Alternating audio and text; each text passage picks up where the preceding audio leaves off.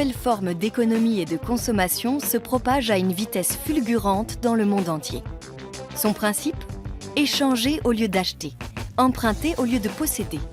En un mot, partager. Cette tendance est connue sous le nom de sharing economy.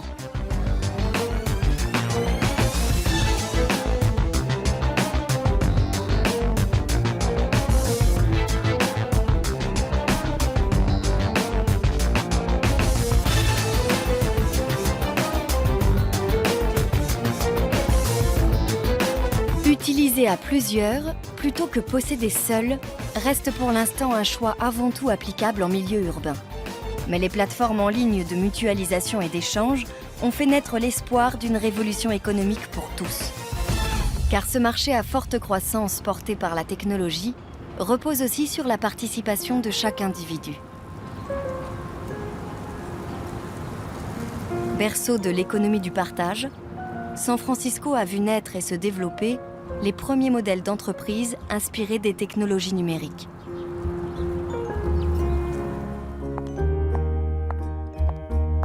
La municipalité soutient cette nouvelle forme de consommation.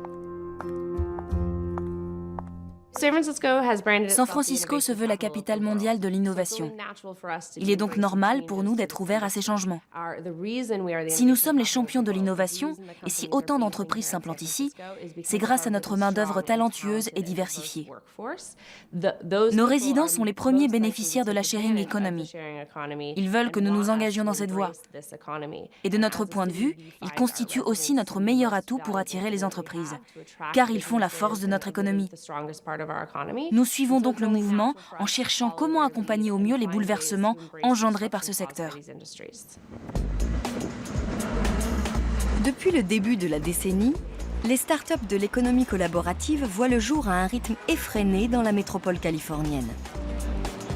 Si la population locale est réceptive aux idées novatrices, ce sont les investisseurs en capital risque de la Silicon Valley qui font la différence. Leur soutien financier, souvent considérable, permet de transformer de simples idées en véritables entreprises. Neil Gorenflo s'intéresse à la question depuis longtemps et a créé dès 2010 le premier site d'information consacré au sharing, un domaine dont il a très tôt perçu le potentiel. J'ai moi-même été transformé par cette philosophie du partage. C'est une façon d'agir et un mode de vie différent, beaucoup plus gratifiant. J'accomplis plus de choses, mais surtout, ce que je fais a davantage de sens. Je me sens utile sur cette planète. C'est la raison de mon engagement. Je veux en faire profiter les autres et les encourager à me rejoindre.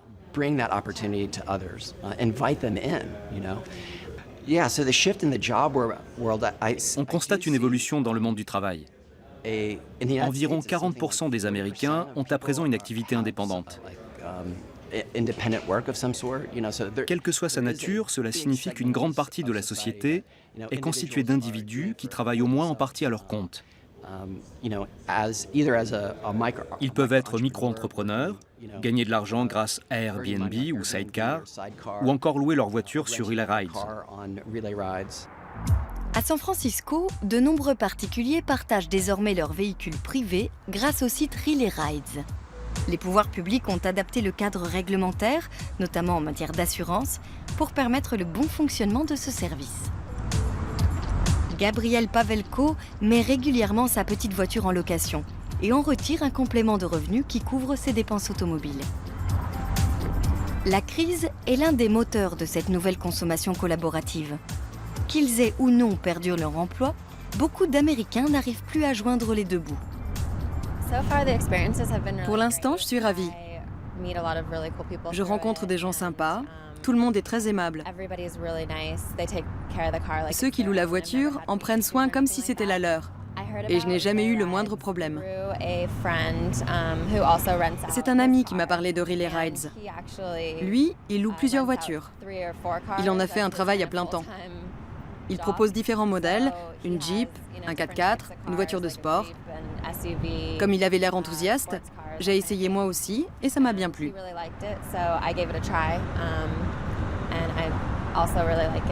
C'est très facile, il n'y a rien à faire. Parfois, les gens ont juste besoin d'aller faire des courses. Et sans voiture, c'est compliqué. Alors ça leur facilite la vie d'être motorisés pendant quelques heures. Je considère que ma voiture appartient à la collectivité et elle se finance toute seule grâce à Relay Rides. En plus, c'est bon pour l'environnement de limiter le nombre de véhicules en circulation en les partageant. Certains louent leur voiture par nécessité économique plutôt que par idéalisme. Encore faut-il posséder un véhicule. Les plus démunis n'ont pas cette possibilité. À San Francisco, la sharing economy crée des emplois de deux façons. D'abord, les entreprises elles-mêmes grandissent, recrutent et acquièrent de nouvelles technologies pour développer leur activité au sein du secteur. Mais cet essor permet aussi à d'autres entrepreneurs de créer ou de renforcer leur structure à San Francisco. Si un plombier, un boulanger ou une femme de ménage veut se lancer à son compte, l'économie collaborative lui offre des outils pour faire sa promotion, se constituer une clientèle et la gérer. C'est la dernière idée en vogue. Chacun peut créer sa micro-entreprise et gagner de l'argent en faisant prospérer une activité qui lui plaît, une aspiration universelle. Le système se veut profitable pour tous. La start-up Zaarly, dont le nom évoque un bazar virtuel, s'est ainsi spécialisée dans les services de proximité. Voici comment ça se passe. Nous envoyons nos collaborateurs spécialisés dans chaque ville pour y repérer les prestataires de services de proximité les plus talentueux. Ils en rencontrent 500 à 1000 par semaine et en retiennent environ 2%, le haut du panier. Ils leur disent « On a entendu parler de vous de telle ou telle façon et on pense que vous feriez un tabac sur notre plateforme.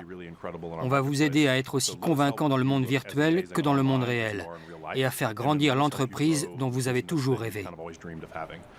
Notre objectif en interne est d'aider les gens à gagner de l'argent grâce à ce qu'ils aiment faire. Le meilleur moyen d'y parvenir, c'est d'identifier ces professionnels pleins de talent qui ne sont pas encore appréciés à leur juste valeur ou ne savent pas tirer parti de la technologie. Notre équipe marketing les aide à se présenter sous leur meilleur jour. Nous disposons aussi d'une grande liste de diffusion. Nous assurons leur communication et en échange, nous prenons une commission sur les transactions qui passent par Zaarly. L'économie collaborative a favorisé le développement de l'entreprise individuelle.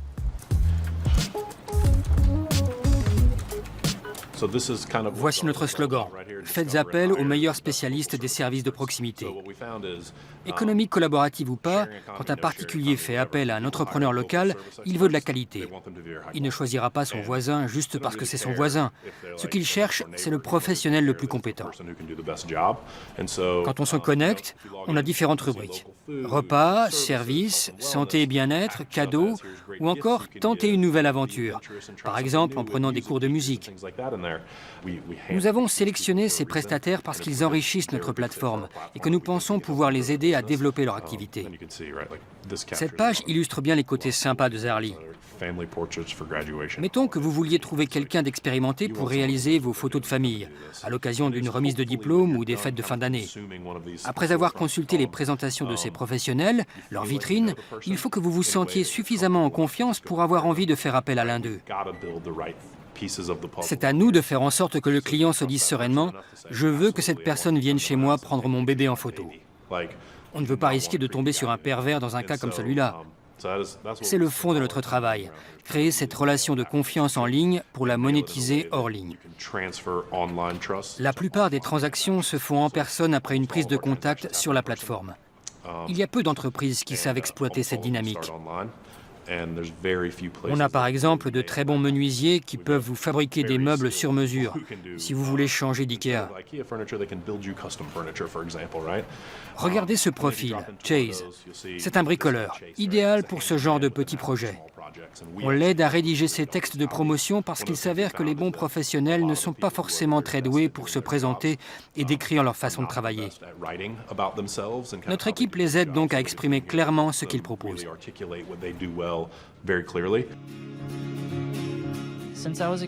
J'ai toujours eu un tempérament créatif, mais je n'aurais jamais imaginé pouvoir gagner ma vie comme ça. Certaines micro-entreprises diffusent déjà de petits films publicitaires sur Zaarly pour faire connaître leurs services. Fabriquer des meubles n'est pas seulement mon travail, c'est ma passion. Chaque meuble a une signification particulière pour moi. C'est une création unique, réalisée à la main, en bois massif. Et je sais qu'elle durera.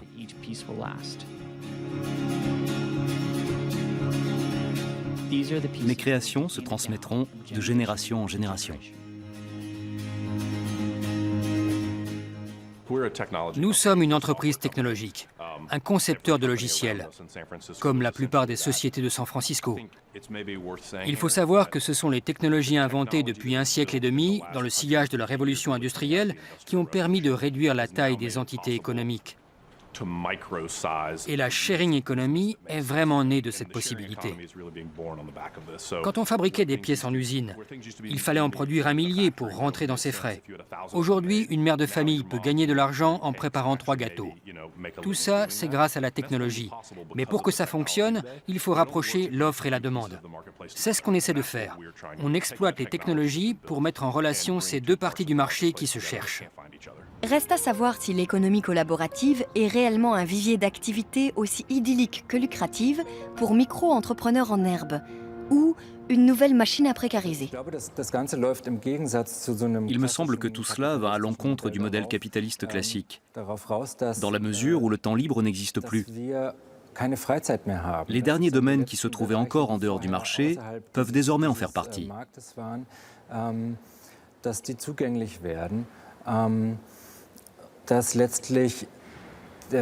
L'individu dans sa totalité est devenu plus que jamais un homo economicus. Après tout, le néolibéralisme repose sur cette devise. Sois toi-même, vends-toi, montre ce que tu sais faire et exploite-le. Ce sont des injonctions très différentes de celles du capitalisme, qui décrète « tu m'appartiens de 9h à 17h, le reste du temps, tu peux faire ce que tu veux ».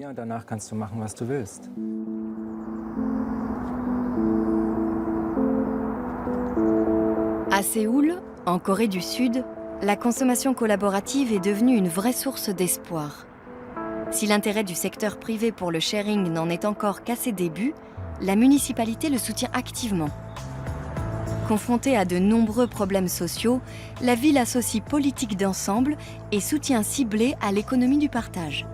Objectif : rendre la capitale sud-coréenne plus humaine et plus durable. C'est le maire Park Won-soon qui a amorcé ce mouvement.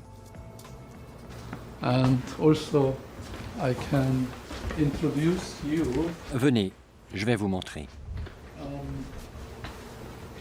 Cette partie de la pièce est un peu particulière. J'ai annoncé publiquement que Séoul était désormais la capitale de l'agriculture urbaine.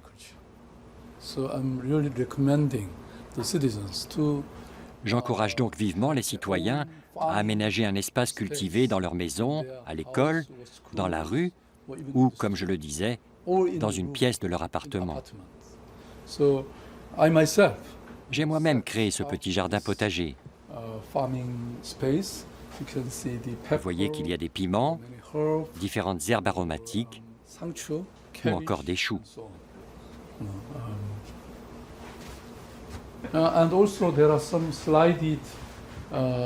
Par ici, les bibliothèques sont inclinées.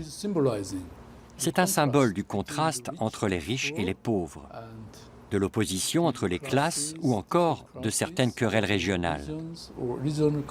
Vous savez, la gauche et la droite, les conflits idéologiques.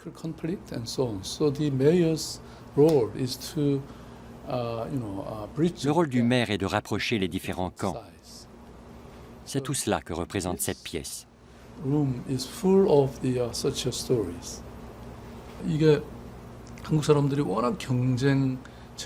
Parallèlement au développement rapide de l'économie et d'un système ultra concurrentiel, les Coréens sont soumis à un immense stress social. Cependant, grâce à la consommation collaborative et au vivre ensemble, les gens peuvent acquérir un sens de la communauté et ainsi se rapprocher les uns des autres. Cela leur permet aussi d'entrapercevoir le secret du bonheur. Nous nous sommes dit que grâce à la jouissance commune de ressources, de produits ou de lieux, il était peut-être possible de changer nos modes de vie et de donner corps à une économie durable et à une ville idéale. C'est pour cela que nous promouvons la consommation collaborative.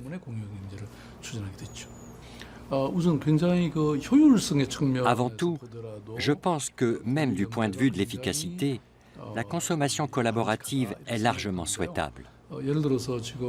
Par exemple, par le passé, les habitants de Séoul avaient de grandes familles, avec 5 à 7 personnes au sein d'un même foyer. C'est ainsi qu'ils vivaient, dans de grandes maisons.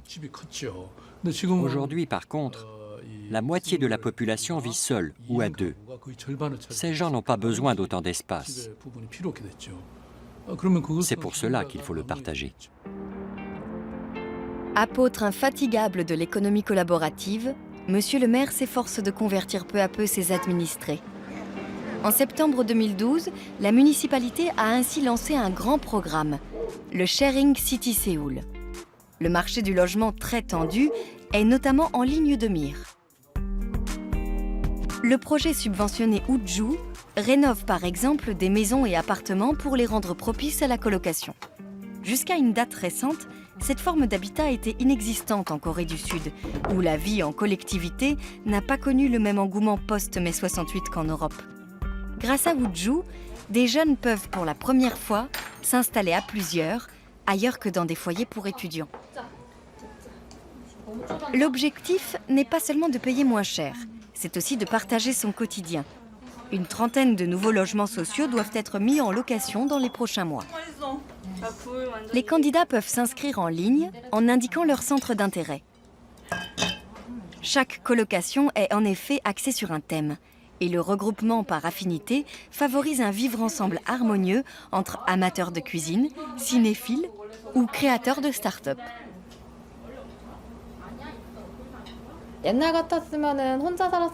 À l'époque, lorsque je vivais seule, je mangeais mal et je pouvais passer des journées entières sans parler à personne. Alors je me sentais seule. Mais maintenant que j'ai des colocataires, je mange avec elles, je discute avec elles et je partage mes loisirs avec elles.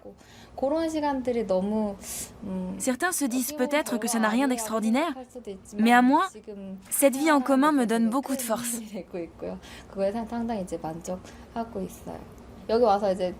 En faisant la connaissance de mes colocataires, j'ai pu découvrir ce qu'elles aimaient. En vivant avec elles, je vois ce qui les intéresse, ce qu'elles aiment faire et étudier. Et ce qu'elles apprennent, je l'apprends moi aussi.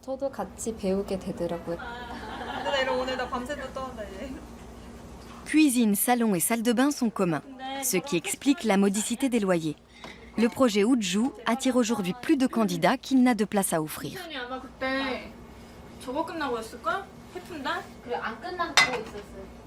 On prépare les repas et on mange ensemble dans la cuisine. On regarde aussi la télé et des films ensemble. C'est notre espace de vie commun. Notre vie privée, nous la vivons hors de cette pièce. Chaque chambre est occupée par 2 personnes. Celle où je vis est là-bas. Je vais vous la montrer.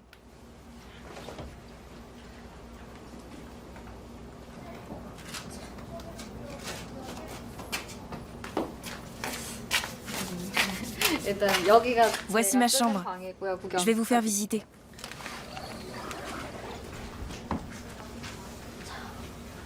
Je ne vis pas seule dans cette chambre. Je la partage avec une amie. Je ne la connaissais pas avant de vivre avec elle. À force de passer du temps ensemble et de discuter, nous sommes devenus extrêmement proches. Ce n'est donc pas désagréable de vivre comme ça. Dans le cadre du projet Uju, on s'est rendu compte que par le passé, les gens percevaient une pièce uniquement comme un endroit conçu pour dormir ou manger. Un espace de vie, selon Uju, ce n'est pas seulement des jeunes ayant des rêves ou une conception de la vie similaire qui se rassemblent et partagent un logement. Ce sont aussi des gens qui discutent des problèmes qui se présentent à eux et collaborent pour les résoudre. Faire cela, c'est développer une nouvelle façon de penser la vie en commun. Tous ces éléments, par le biais de la consommation collaborative, se réunissent pour créer une nouvelle vision du monde.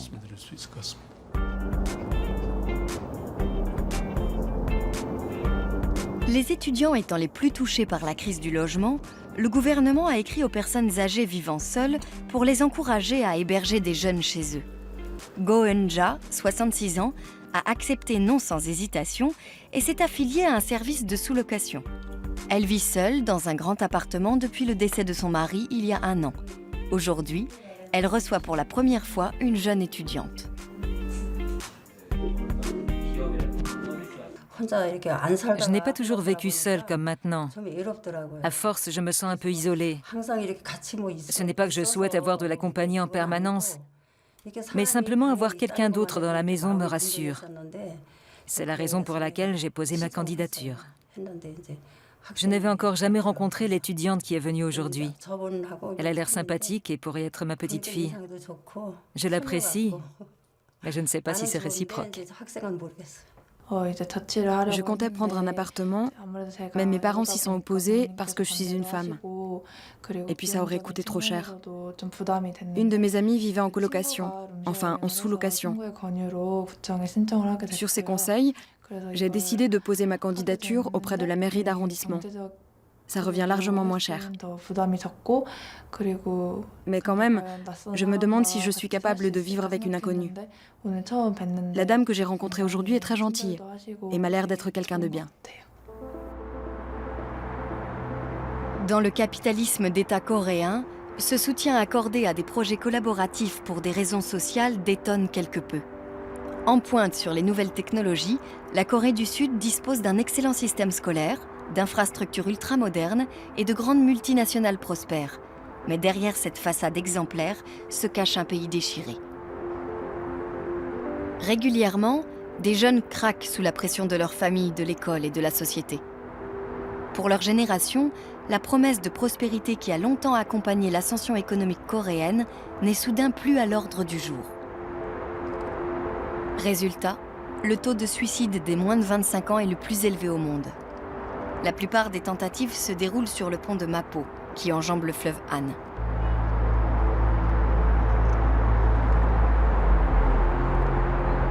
Afin de lutter contre ce fléau, la ville de Séoul a réaménagé les trottoirs du pont dans le cadre d'un projet intitulé Bridge of Life, le pont de la vie.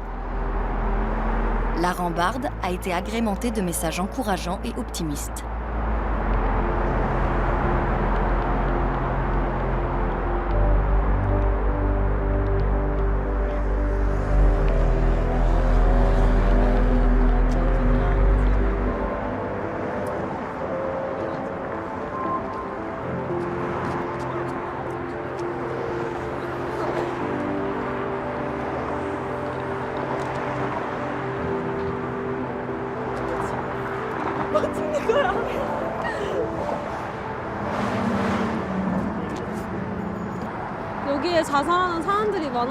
Il y a eu beaucoup de suicides ici. C'est pour cela qu'il y a des panneaux du style « Quand tu es à bout, regarde le ciel ».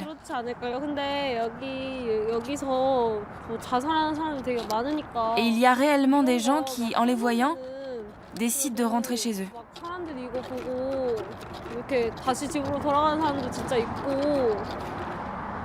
Dis quelque chose, toi. C'est terrible que des gens en arrivent là parce qu'ils ne savent pas comment s'y prendre pour vivre leur vie.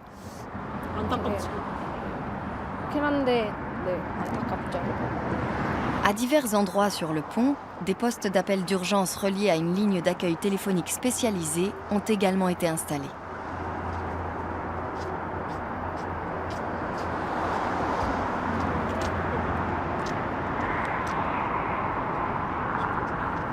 Un ami de la jeune So Sun-mi s'est donné la mort ici.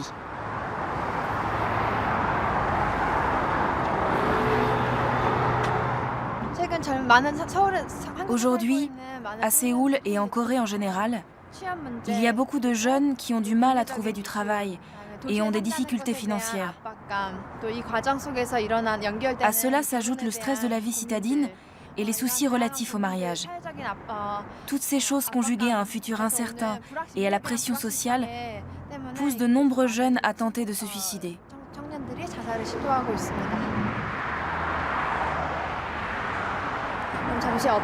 Regardez cette inscription. Si tu t'accroches à la vie, un jour radieux finira par te sourire. Lorsque le ciel s'éclaircit, ne vois-tu pas le soleil qui se lève? Tu as pour toi la fougue de la jeunesse. C'est ce qui fait ta force. Ne te laisse pas aller au désespoir et ouvre grand ton cœur. C'est une chanson d'espoir assez célèbre.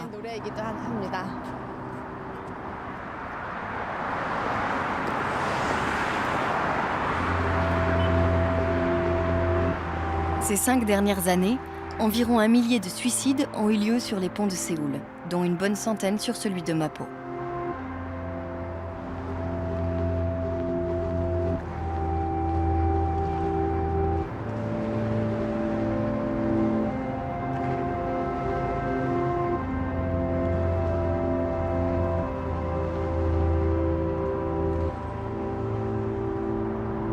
Au bord de l'eau, de nombreux messages écrits à la main témoignent de ces drames. Les proches des suicidés viennent souvent se recueillir ici, à l'instar de cette mère et de cette grand-mère qui pleurent un enfant perdu.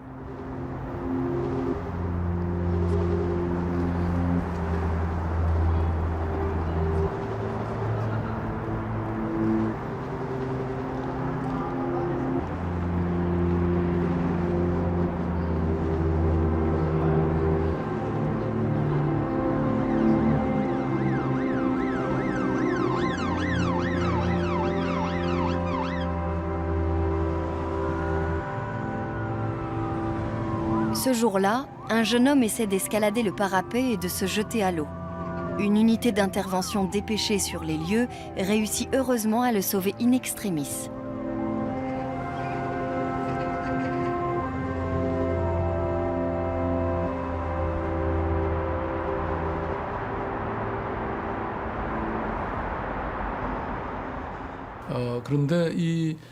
À l'aide de la consommation collaborative, nous avons fait en sorte de donner la possibilité aux gens de se rencontrer pour qu'ils puissent comprendre la situation d'autrui.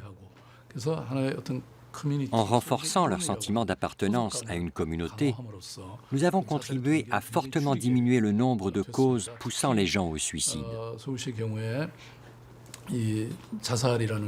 À Séoul en particulier, le suicide est causé par un sentiment de solitude et un isolement qui découlent de l'incapacité à surmonter certaines relations humaines. Park Hoon-soon est convaincu que la composante humaine du sharing peut apporter une solution à certains problèmes de société. So Soon-mi met à profit elle aussi ce que propose ce nouveau secteur. La consommation collaborative a actuellement le vent en poupe. Les activités qui en découlent prennent rapidement leur essor. De fait, toutes les activités dites de collaboration tendent à prendre de l'importance. Aujourd'hui, je vais participer pour la première fois à une expérience de social dining. La municipalité soutient financièrement une petite cinquantaine de start-up de l'économie collaborative et ce nombre ne cesse d'augmenter.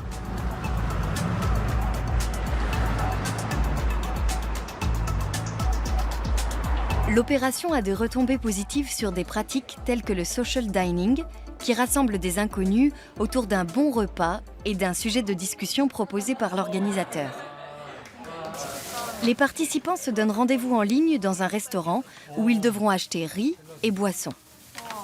Pour le reste, chacun apporte ce qu'il veut et le partage avec la collectivité.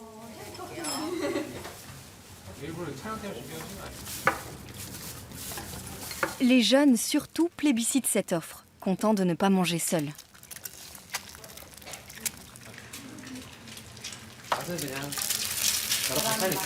Au cœur de la métropole sud-coréenne, ils s'efforcent de plus en plus de briser le carcan social dans lequel ils évoluent et de prendre leur vie en main.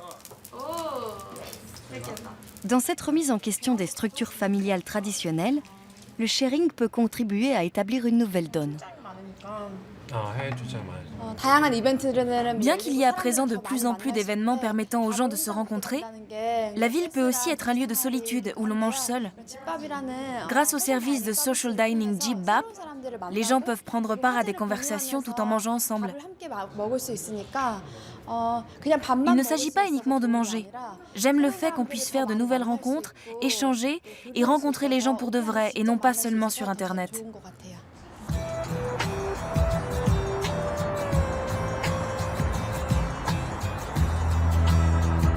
Un peu partout dans Séoul, on trouve désormais des cafés subventionnés par l'État au sein des maisons de quartier. Des lieux de rendez-vous où l'on peut aussi emprunter des livres ou des objets du quotidien.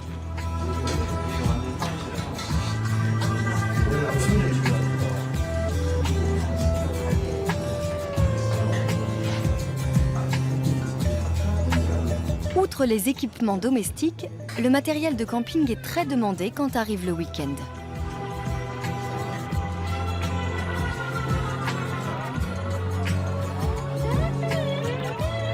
Cette jeune femme est venue louer une tente.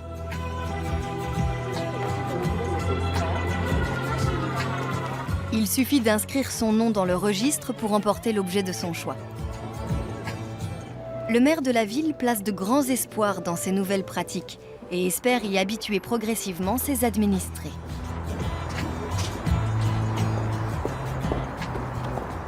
Est-ce que l'économie du partage permet vraiment d'épargner les ressources? Rien n'est moins sûr. Tout dépend de ce qu'on appelle les effets rebonds.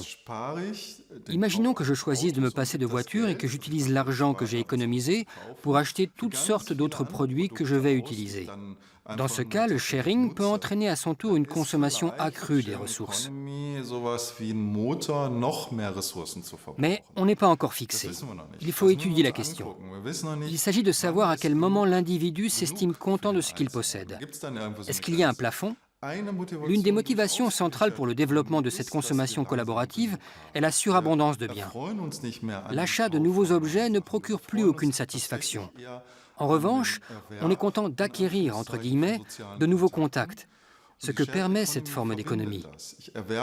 On achète un droit d'utilisation et on fait en même temps connaissance avec quelqu'un.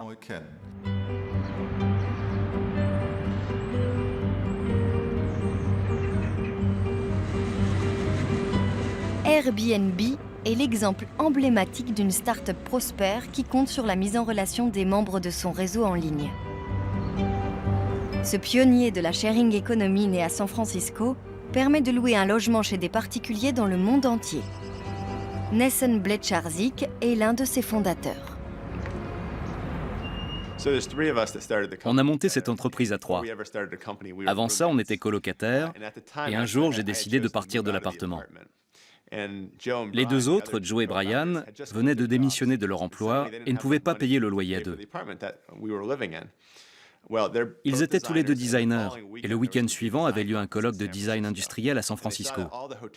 Comme tous les hôtels étaient pleins, ils ont eu l'idée de louer la chambre vide aux participants qui venaient chercher un hébergement pour l'occasion.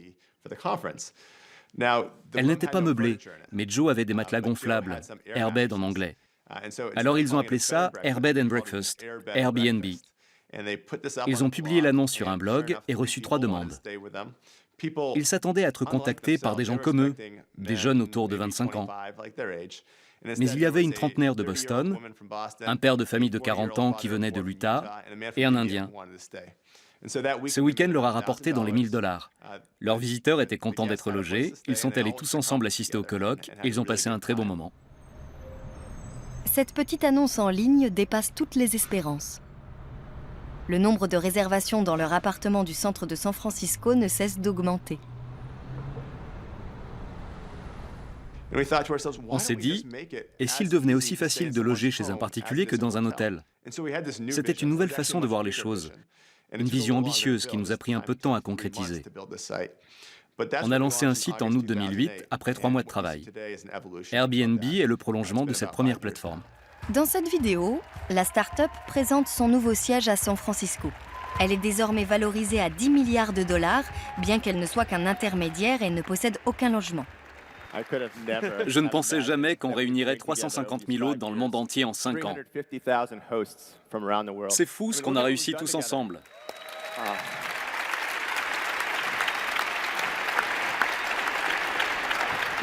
Joe, Brian et moi, nous sommes des entrepreneurs. Mais vous êtes tous des entrepreneurs, vous aussi. Aujourd'hui, on veut vous parler comme à des associés et vous montrer ce qu'on a mis en place. Les fondateurs annoncent un bouleversement sociétal. Ce n'est que le début. Un nouveau modèle a émergé, la sharing economy. C'est en passe de devenir une révolution et elle est portée par le peuple. C'est vous et nous qui avons le pouvoir. Brian Chesky, cofondateur d'Airbnb, voit dans la consommation collaborative le chemin vers une économie plus juste qui bénéficiera à tous. Selon certaines études, les gens comptent avant tout sur leur entourage pour trouver le bonheur. Ils misent sur leur lien avec les autres. Or, ils sont beaucoup à se sentir seuls. Airbnb leur permet d'être en contact non seulement avec leurs voisins, mais avec la planète entière. C'est comme s'ils avaient des amis au bout du monde auxquels ils peuvent rendre visite de temps en temps. Voilà la formule magique qui fait que ça marche. Le Mushroom Dome, ou chapeau de champignon, est l'exemple parfait de ce qui fait la particularité d'Airbnb. Il s'agit d'une toute petite maisonnette, presque une cabane dans un arbre, avec un toit en dôme. Ce sont des particuliers qui l'ont construite dans leur jardin pour leurs enfants. Quand ils ont entendu parler d'Airbnb, ils ont décidé d'essayer de la louer. C'était il y a 3 ans et depuis, plus d'1 millier de visiteurs du monde entier y ont séjourné. Qu'est-ce qui a décidé les propriétaires ? Tout d'abord, c'est une maisonnette pleine de poésie. Mais surtout, aucun touriste n'aurait pu la trouver auparavant. C'est grâce à notre plateforme unique que ces hébergements pittoresques deviennent accessibles. Et la clientèle est mondiale. Airbnb a changé la vie de ses propriétaires. Ils ont gagné beaucoup d'argent, mais ils ont aussi rencontré des gens venus de partout. Et ils se sentent connectés au reste du monde. C'est donc une réussite à tout point de vue. Le chapeau de champignon se trouve à 2 heures de route au sud de San Francisco, non loin de la côte Pacifique. Pendant longtemps, il a constitué la meilleure location d'Airbnb, avec 97% de taux d'occupation. Kitty Mrash en est la propriétaire.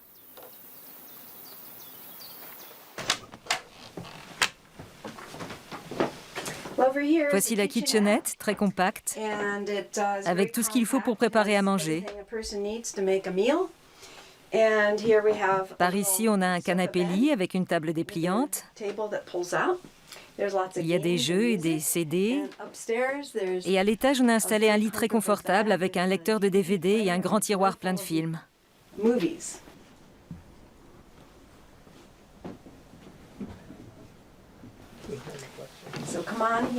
Venez par ici.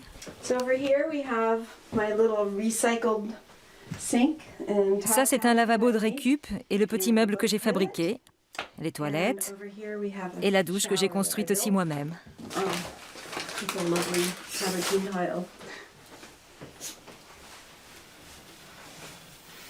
Je ne travaille pas à l'extérieur de la maison. J'ai élevé mes 4 enfants ici en tant que mère au foyer.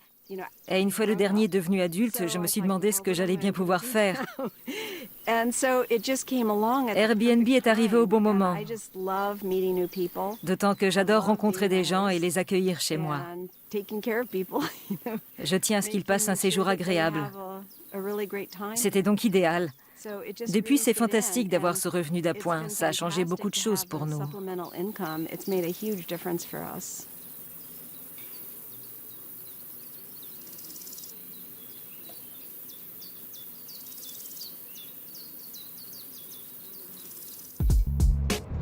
Airbnb est également en plein essor en Europe. Les hôtes créent un profil pour se présenter sur le site. Ils décrivent le logement qu'ils proposent en remplissant un formulaire assorti de photos. Ils peuvent faire gratuitement appel à un photographe professionnel, comme Catherine Harfman, qui travaille depuis longtemps pour Airbnb à Hambourg.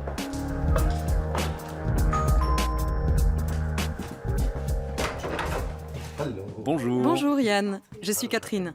Entre. Merci. Très chouette ici. C'est joli ça. C'est du papier peint? Oui, le plan de Hambourg en papier peint. Ça permet aux visiteurs de se repérer quand ils veulent aller quelque part. C'est super. Et assorti au drap en plus. Je t'ai apporté une petite brochure d'Airbnb. Tu trouveras des conseils pour t'aider à louer.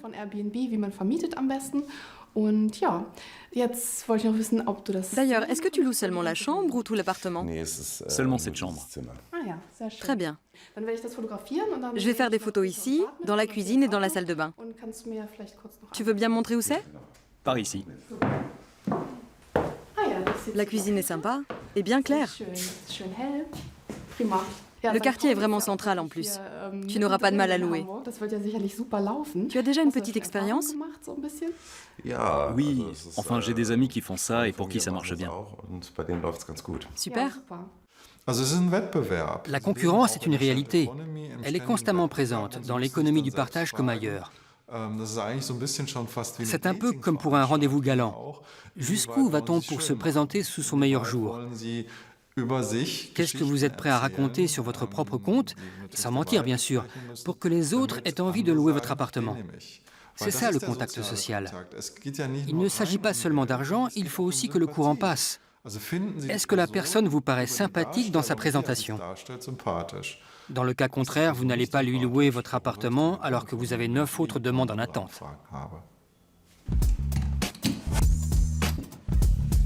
La plateforme met en relation les hôtes et les visiteurs, puis garantit le bon déroulement de la réservation. La location est payée par carte sur le site, Airbnb touchant une commission sur chaque location. Je photographie les chambres dans l'état où elles sont. Mais il m'arrive de modifier de petites choses, par exemple de déplacer un coussin ou de lisser un édredon.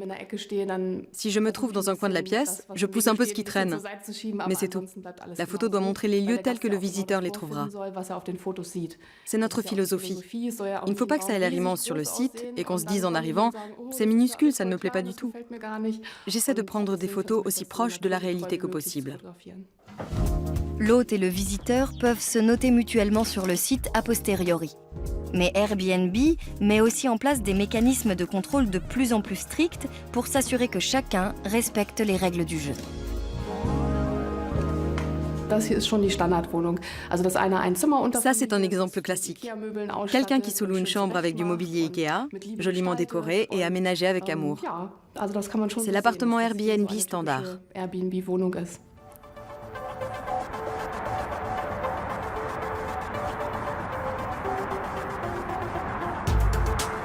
À Berlin et ailleurs, certains acteurs de l'économie traditionnelle voient d'un mauvais œil le développement rapide du sharing. C'est une menace, d'abord parce que ces appartements sont occupés par des clients, des visiteurs, sans qu'on sache très bien à combien ils vivent là-dedans. C'est aussi une concurrence déloyale pour le secteur de l'hôtellerie. Les professionnels doivent par exemple respecter la législation anti-incendie et tenir des registres conformément à la réglementation. Tout ceci devrait s'appliquer à ces locations touristiques ponctuelles, et ce n'est pas le cas. Ça, c'est d'une part. D'autre part, ces appartements sont loués dans des immeubles d'habitation. Les voisins voient donc passer tous les 2 ou 3 jours un nouvel occupant qu'ils ne connaissent ni d'Ève ni d'Adam. Certains s'en plaignent, et notamment en raison du bruit. Le sharing a bien sûr de quoi effrayer les gens qui raisonnent selon les modèles économiques traditionnels et qui s'y accrochent. Prenons le secteur de l'hôtellerie par exemple. Le fonctionnement classique consiste à réserver une chambre d'hôtel. Dès lors qu'un particulier se place sur le même marché, il est légitime que les hôteliers se demandent si cette pratique est souhaitable ou s'ils ne voudraient pas mieux disposer d'un cadre réglementaire qui l'interdit. Face à la crise du logement et à l'augmentation des loyers, le Sénat de Berlin a interdit le détournement de l'usage normal des appartements. Une victoire partielle pour les hôteliers. À une époque où le marché du logement est de plus en plus tendu, nous avons considéré qu'il fallait nous pencher sur la question. Après enquête, il s'avère qu'entre 8 et 12 000 appartements à Berlin servent de location touristique occasionnelle.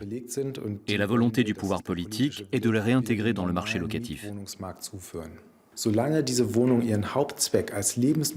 Tant que l'appartement est la résidence principale d'une des parties à un bail, tout est en ordre. Mais s'il perd sa fonction première en étant sous-loué de façon répétée, plusieurs jours ou plusieurs semaines d'affilée, en droit allemand, il se transforme alors en location touristique à vocation commerciale. Et ce n'est pas souhaitable. Ici, comme dans d'autres grandes villes européennes, l'accueil réservé à la sharing economy est plus mitigé qu'aux États-Unis ou en Corée du Sud. Malgré cette hostilité, Nessen Blecharzik est venu à Berlin pour assister à l'une des réunions d'hôtes Airbnb qui s'y tiennent régulièrement.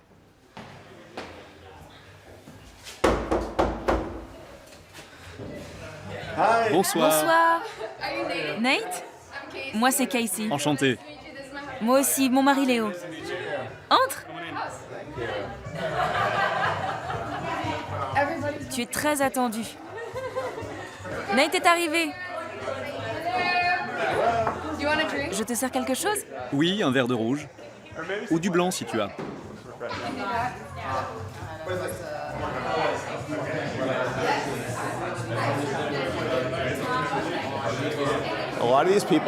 Parmi ces gens, beaucoup sont hôtes Airbnb depuis 2 ans, voire plus. Ils ont accueilli de nombreux visiteurs et sont très enthousiastes. Pour moi, c'est très gratifiant de les écouter en parler. De penser que j'ai créé quelque chose qui a un effet sur leur existence, à l'autre bout du monde, et qui leur fait vivre des expériences enrichissantes. Merci d'avoir apporté toutes ces bonnes choses à manger. Il est temps d'en profiter. Prenez une assiette et servez-vous.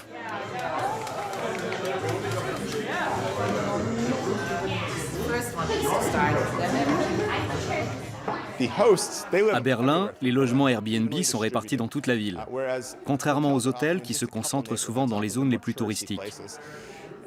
Grâce à nous, les touristes dépensent de l'argent dans des quartiers qui d'habitude ne bénéficient pas de leur présence. Bien sûr, il y a des questions à régler. Nous devons par exemple payer des impôts. Mais il faut surtout que nos hôtes puissent payer les leurs simplement. Pour l'instant, ceux qui veulent déclarer leurs revenus doivent remplir un formulaire où on leur demande « Quel est le nom de votre hôtel ?» Mais ils n'ont pas d'hôtel, ni de nom à indiquer. On leur réclame un numéro d'agrément dont ils ne disposent pas non plus. Il faut optimiser le processus en coopérant avec l'administration et faciliter la vie à nos hôtes pour que tout le monde y trouve son compte. Sur chaque réservation effectuée à San Francisco, Airbnb prélève désormais une taxe d'hôtellerie de 14% qu'elle reverse à la municipalité. En Europe, de nombreuses voix appellent désormais à une réglementation intelligente de l'économie collaborative. Mais pour ce faire, les autorités et le législateur doivent d'abord comprendre ce nouveau secteur. Harald Heinrich, de l'université de Leuphana de Lüneburg, étudie le potentiel de la sharing economy à s'imposer en tant que nouvelle culture de consommation.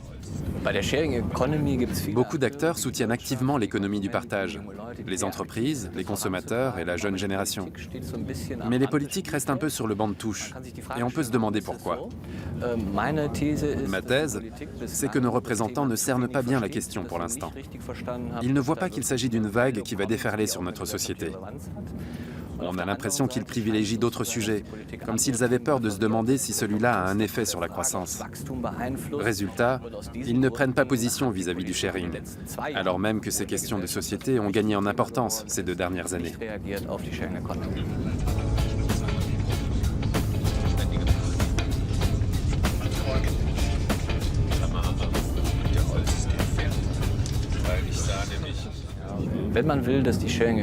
Si l'on souhaite que l'économie collaborative continue de se développer au lieu de rester cantonnée à une niche, si l'on veut qu'elle prenne de l'importance au sein de la société, il faut que le personnel politique s'investisse.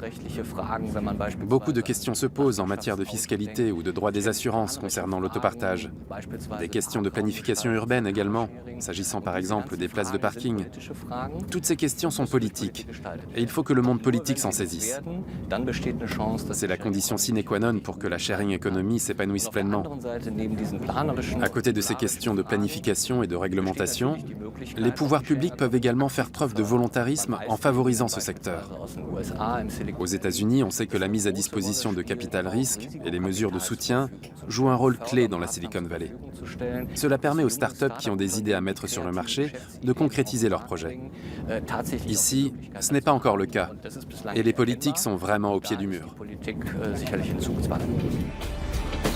Harald Heinrich se rend à Berlin afin de participer à une table ronde du groupe parlementaire écologiste sur la numérisation et l'économie du partage. Pour la première fois, la question semble au cœur des préoccupations de la classe politique allemande. Les textes de loi sont souvent mal adaptés aux micro-entrepreneurs qui souhaitent développer sérieusement leur activité. Pour leur éviter d'éventuelles complications juridiques, les pouvoirs publics doivent agir.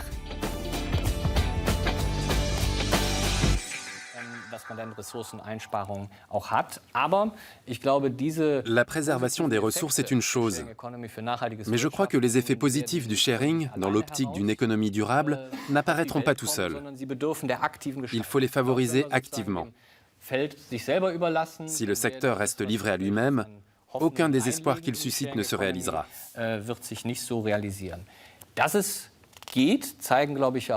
Les exemples de politiques menées à l'étranger nous montrent que ça marche. La municipalité de Séoul a mis sur pied un programme très ambitieux, il y a 1 ou 2 ans, pour promouvoir l'innovation sociale. Il faut que le grand public puisse faire confiance à ce système économique et aux entreprises qui proposent ces nouvelles offres, qu'il ait l'assurance qu'elles traitent leurs données sérieusement. On ne parle pas seulement de données à caractère personnel, mais aussi d'informations liées à leurs interactions en ligne, ce qui est encore plus délicat. Tant que ce n'est pas le cas, ces modèles économiques poseront problème. Le pouvoir politique a un rôle à jouer dans tout cela. Il doit contribuer à instaurer cette confiance, à faire adopter des politiques de protection des données adaptées. La grande question du big data concerne de nombreux modèles économiques, et il faut trouver des réponses de toute urgence. Selon moi, c'est la grande menace qui pèse sur le développement à venir de l'économie du partage. Il risque bien d'achopper sur le problème de la confiance, faute de politique et de réglementations adaptées. Je vous remercie. Aux 4 coins du monde, les pouvoirs publics encouragent ou freinent le développement de l'économie collaborative. Une seule chose semble certaine. Ce secteur né de la révolution numérique va changer durablement nos façons de vivre et de consommer.